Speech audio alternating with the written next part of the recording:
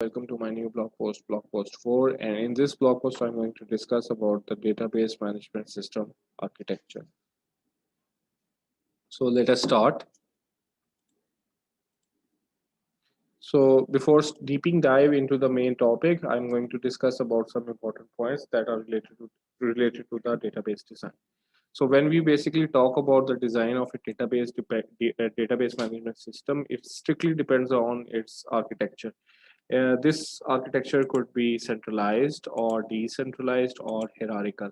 So basically, you need to understand this that like the architecture of a DBMS can be seen as either single tier or multi-tier. And N-tier architecture divides the whole system into related but independent and modules, which can be independently modified, altered, changed, or replaced. In one tier architecture, the DBMS is the only entity where the user directly sits on the DBMS and use it. Any changes done here will directly be done on the DBMS itself. It does not provide any kind of handy tools for end users, database designers, and programmers. Basically, prefer to use the single tier architecture. If the architecture of the DBMS is two-tier, then it must have an application through which the DBMS can be accessed. Programmers use basically two-tier architecture where they access the DBMS by means of any kind of application. Like for example, an application which is written in C# and it's providing a communication with SQL Server, which here is a DBMS. Here, the application tier is entirely independent of the databases in terms of operation design and programming. So when you accumulate first one, two, and multiple tiers, you will get the n-tier architecture.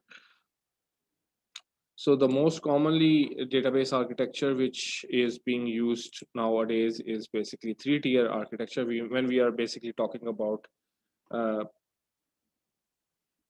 we normally talk about the relational databases.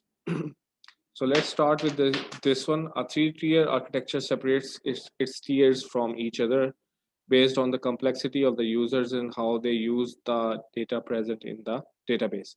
It is mostly widely used architecture to design a database. So first tier is basically the database or the data tier. At this tier, the database resides along with its query processing language. For example, SQL. We also have the relations that define the data and their constraint at this level. Uh, by defining the data means like tables, views, functions, and the constraints like foreign key constraint, unique constraints, primary key, and things like that. And then this database tier is basically connected to your application tier. At this tier reside the application server and the programs that access the database. For a user, this application tier presents an abstracted view of the databases, and users are unaware of any existence of the database beyond the application. At the other hand, at the other end, the database tier is not aware of any other user beyond the application tier. Hence, the application layer sits in the middle and acts as a mediator between the end user and the database. Then on the top of it, we get presentation tier or the user tier. End users basically operate on this tier and they know nothing about any existence of the database beyond this layer. At this layer, multiple views of a database can be provided by the application. All views are generated by application that reside in the application tier.